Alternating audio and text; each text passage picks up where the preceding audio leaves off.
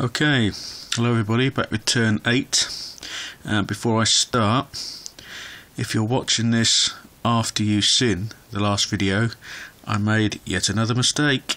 I don't know if you spotted it, but when the survivors were in this slot, in this zone with the zombies, there was more than one zombie, and I had them move out, slip past for one action. But because there was I think the abomination was here and a couple of walkers, so if there was 3 there, it would have taken 3 goes to get out, not one. So that was a huge mistake I made there. Again, I'm not going to rectify it because it's going to put the game back, so I'm just going to carry on. And now that I know that I've made that mistake, hopefully I won't make that mistake again. So if you see in this situation here, you've got Phil here. If he wants to move out of this slot, he's got to take 2 actions to move out to get past these, and then his 3rd action would be to move. So that is the big mistake that I made on the last video. It's good that these mistakes come out during the game, because then you can see how the game would work a bit more. The rules become a little bit more clearer. If I was playing this game with people instead of just showing you the video, I would have changed everything around and put it back to the way it was. But because it's just like a tutorial sort of video and showing you how the game works, I'm not going to bother changing nothing. So without further ado, we'll move on to 8th round. So we'll move the markers, the sound tokens off the board, and we've got to move the track down to Doug. So here's Doug. Now Doug has got a machete in his spare pack, and it's a dual weapon. Now Josh down here has got a machete, so what he's going to do is he's going to move in here and he's going to trade with Josh. So he is going to give Josh his machete, and because Josh is being traded with, he can actually do everything for free. Now Doug doesn't want the crowbar, so Josh is going to keep hold of it. So now Josh has got 2 machetes, which means he can roll 2 dice now when he's attacking. Unlike the pistols though, with the pistols you're taking 2 shots, so you can take out 2 zombies, but with the machetes you don't, because you're swinging them both at the same figure. So it just makes it a little bit more easier to hit, but you're not actually hitting 2 at a time, you're only hitting 1, whereas with the pistols you're hitting 2. So that was his 2nd action. His 3rd action he might as well search. Right, he's got a katana. Now this is a new one, this is a melee weapon again, but this one you've got 2 dice automatically to use. Now this is going with Doug, so that has now gone in Doug's backpack. So she put it straight in his backpack, and he might swap over to that later for an action, unless someone trades with him, in which case he can freely change his backpack around. So the next go is going to be Phil. Now Phil is down here in a bit of bother. So what Phil is going to do, he's got his twin pistols, he's going to shoot at this guy. Again, he needs a 4 or more. He hasn't. So he needs, Phil is going to be hit here. So he's going to use 1 action. Now he can't move away, so he's going to have to take a hit. So he's going to have to go for this guy here. So Phil is going to get hit. He's got him. So he's limited his damage. Phil is now up to 4 on the track, and he's got 1 action left. He's got ranged weapon, so he's going to have another go, and he's going to shoot up there. I think Phil is going to be dead in this game, and he's got 2 more hits, so he takes out 2 more. So Phil is now right on 6. So he's had several goes because he's shot 2 weapons. That's 6. Well, 2 weapons are going to be fired at the same time. That's the way I see it. So it's only going to create 1 noise. So there's 3 noises there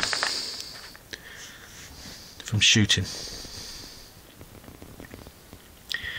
So although he's got rid of 3 walkers, he's going to get hit by this guy in his next go. Hopefully he'll be able to run away after that. So that's Phil. We've now got Ned, who's over here. Now Ned is only using a fire axe at the moment. He's not going to bother really trading with anybody, I don't think. So he could trade with Phil, but instead he's going to search. I said I was going to go running out this time, but I'm not going to. I'm going to save that for the next go. So he's going to search. He's got canned food. Now Ned is fully packed up, so he's just going to throw it away. Doesn't want it. That's a waste for Ned. He's just going to wait here ready to go through the door on the next move. We now have Wanda. Wanda's not going to bother trading. She's going to move up here, ready to go out, and she's going to search. Oh dear. Right, we've got zombies appeared straight away in there. So she's moved and searched. She's now going to attack that zombie with her shotgun, which is 2. She's got to get a 4 or more. And she's got a 6, so she's got it. So that's not too, doesn't matter. Wanda is now up to 5, and that has created sound because she used a shotgun. Next we have Josh. Now Josh is going to move up, ready to come through the door, and he's also going to search. Right, we have a rifle. Now this is good. It's a ranged weapon. It goes from 1 to 3. It's only 1 dice. It needs a 3 to hit. It'll only kill walkers and runners. But if I combine that with the scope with Amy, that'd be good. So Josh has used 2. He's moved and searched. He should have searched first really, because he wanted to trade with Wanda, with Amy, but he can't trade with her this go because she's too far away. But it's Amy's go now. So Amy is going to move up here, and she's going to trade with Josh. She's going to give Josh the scope.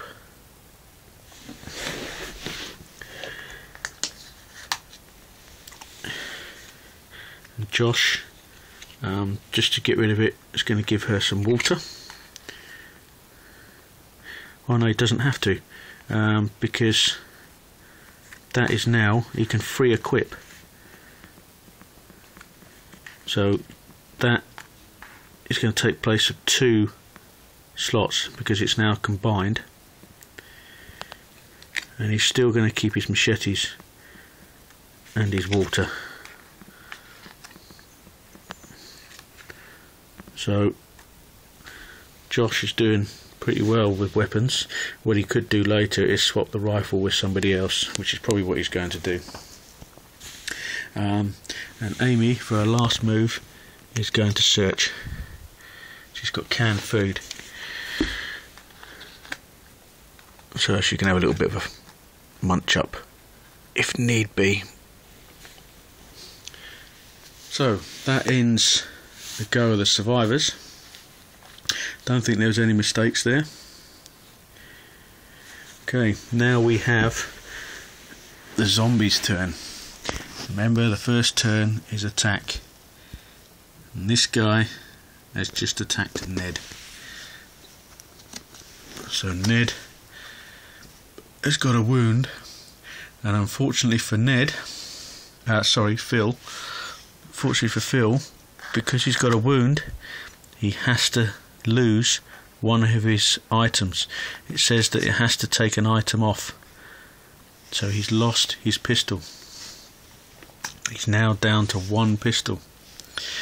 So Phil is in a bit of bother here. So you can now see what damage the wounds do. One more wound and Phil is dead, but more importantly, he's lost a valuable weapon. Now we have the move phase, because most of the sound, there's a lot of sound down here. There's 4 sound there and 4 sound here, so they're going to have to be split. Now the way I see it is, if these are already near, no, they're going to have to be split anyway.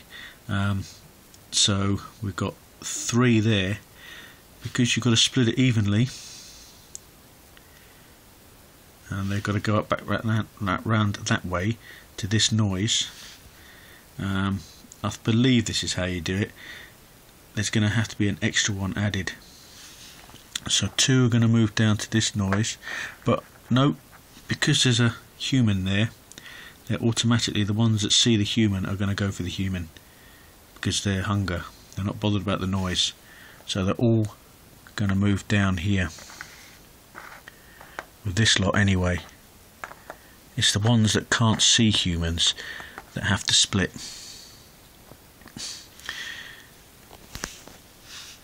Because there's only one here anyway, he's not going to split, because this is the way he would have to go. So they move there.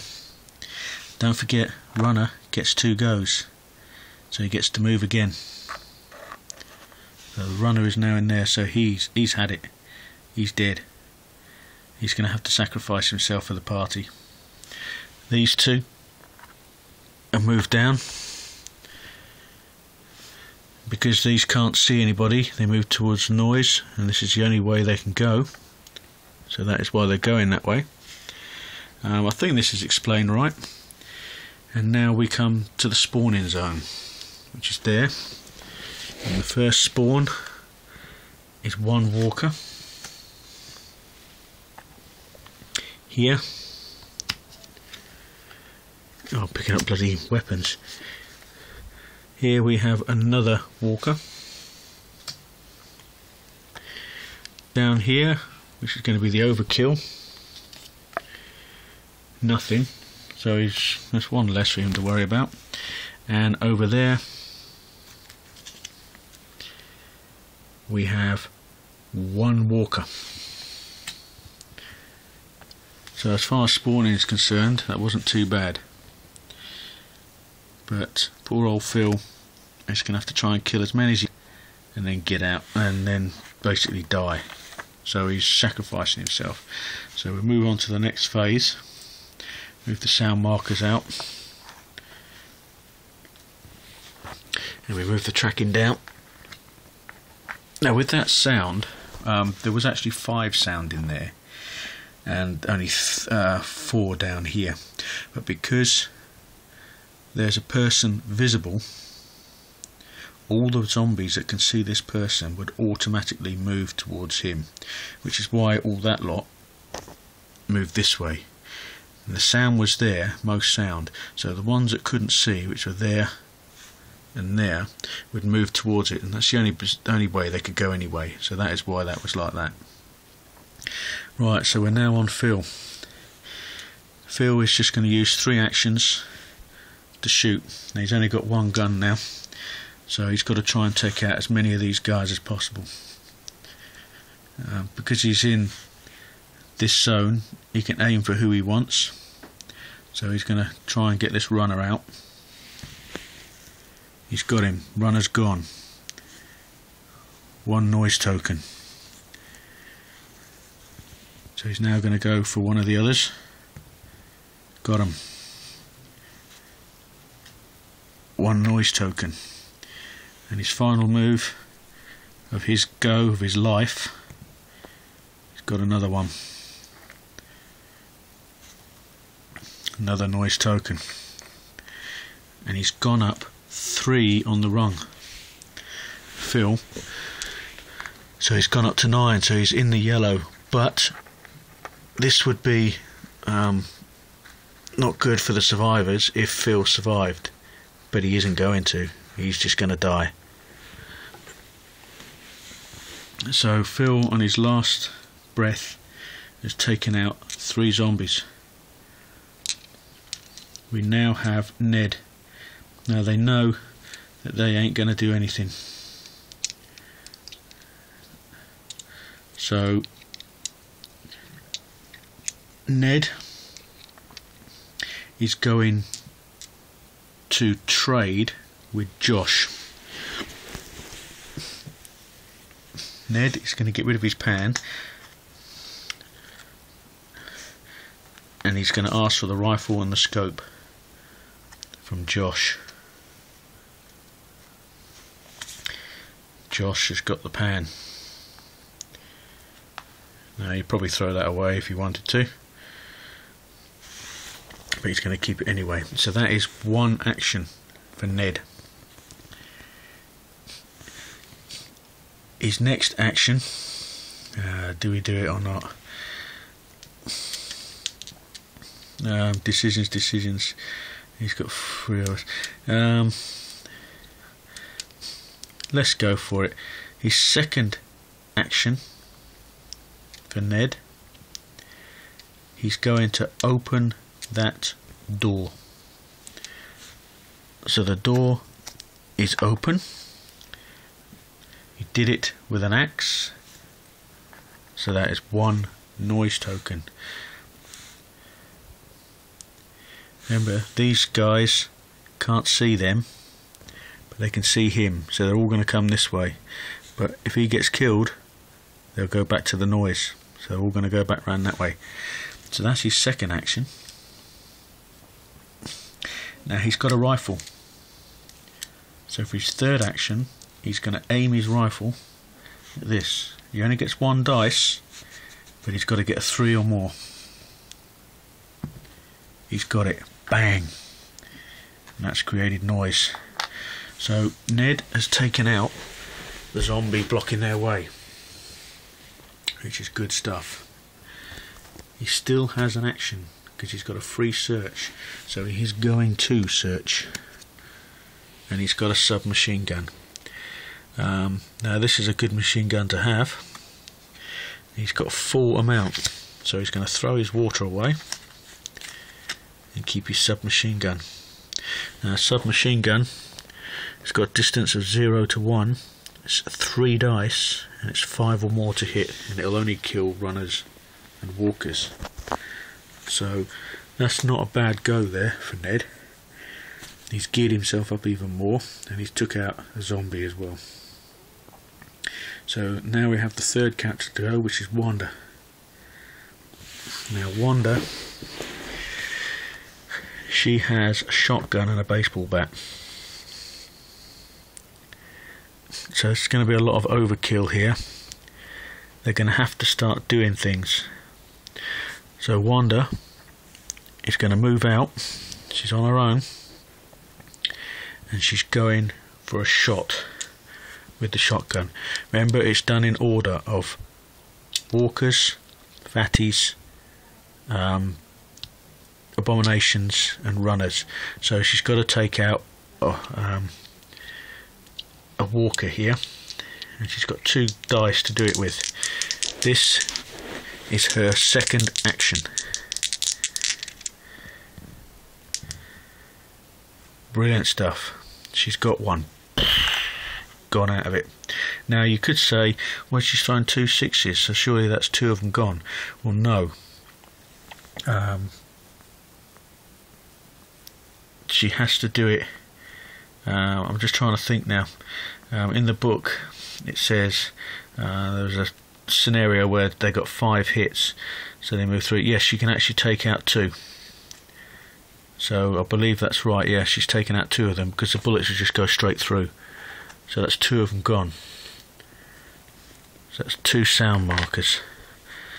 She's now using her final action to go for the other 2. Don't forget, she can take this one out as well. and she's only got 2 1s, so she didn't do anything. But she's got, oh, sorry, there's another sound thing. It's 1 for each shot. So that is Wanda's go over. She's now out in the open, to be followed by Josh. Now Josh, I think he's going to have to try and take out some walkers as well. So for his first action, he's going to move there. His second action, he's going to move there. And his third action, he's going to have a go with his machetes. Now he's got dual machetes, so he gets 2 dice. And he's got to try and get a 4 or more. For that shooting action, I will read the rules about that. For getting 2 hits, I think the bullets just go straight through the zombies and kill the one behind it as well. But I'll re-ruled that, and if I need to bring that up in the next video, I will.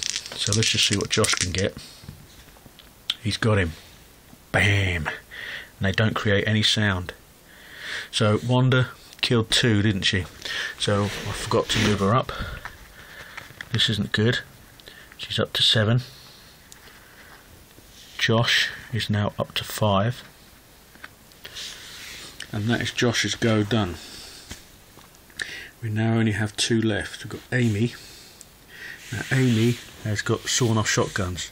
So our first move is to move out. And the sawn off shotguns, she's got 4 dice now. 4 dice. So potentially this is 4 hits, but the sawn off shotgun will only do a damage of 1, so it'll only kill off 2 of these. So here she goes. She's got 1. So after all that, noise token for shooting. Amy only hits 1, so she's up to 5. I think this is right, the way the shooting goes. With the fact that noise tokens, because you're firing both guns at the same time, it's only creating 1 noise, not 2 noises. So that's why I've only put 1 up there for firing 2 guns. Now, so she's moved and shot. It's 2 actions. She has a free move action. She's not going to use that, and she needs an action to reload the guns, but because at the end of her go, when she's finished, the guns automatically reload, there's no point in doing it, so I'll just leave it as it is. I mean, what you would need, if she was already in this slot to start with and she shot, I would have used another action to reload and then another action to shoot again, but she can't do that. So now we have Doug. Now Doug is here. Now Doug has got nothing for ranged weapons, so he can't help this guy out unless he went in, but he'd only be able to take the fatty out and then he'd be up for a hit himself. So Doug is going to move up with Ned, and he's going to rearrange his pack on his second action. So I'm going to put the axe in his backpack, arm him with the katana. And what he's going to do with his third action is he's going to trade, so I'm not looking at it here, he's going to trade his ammo with Ned, because they're in the same room. Ned's going to get rid of his canned food, so Ned can now re-roll with the sniper rifle if he wishes. And that is the end of the survivors' goes. So they've moved out now, they've taken out a few zombies, and they're going to start to spread out a bit. So now it's the zombies' turn. And poor old Phil is dead. Don't forget, she attacked phase first. So Phil is dead, and they're now eating him. So wound tokens gone, his pistol is gone, Phil is gone, and the marker moves down to Ned. So Phil is out the game. So we've lost a survivor. It's not as bad. It's taken 8 or 9 goes to kill him. Sorry, I'm falling over here. So these two are chowing down on Ned. On Phil, sorry. They're eating him. Which would mean, even though there's more noise there, because it's a feeding frenzy, these all move down and feed on poor old Phil. Now there's nobody there now for them to see. These are all eating him, so they can't really see it. So they have to move towards the noise, most noise, which is here. So we'll just move all these up. The runner's gone, so we don't have to worry about him. So now these two are in a bit of a predicament, because they're going to need 2 moves to move away from those zombies if they don't kill them.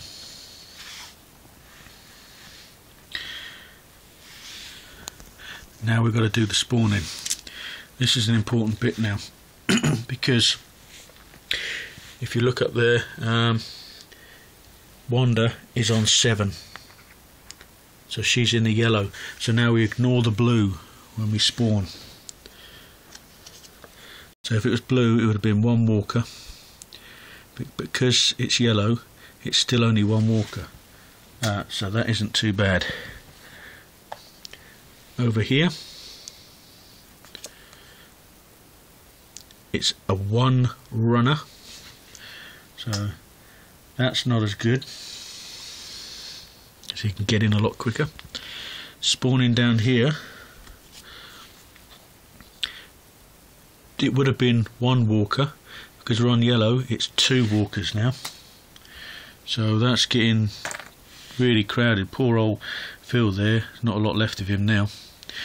And over there, which is the important one, it's only 1 walker, so that isn't bad. That's turned out okay. So there's a hell of a lot of stuff going on down here. There's a big chow down. So although they've lost a survivor, they're 1 down now.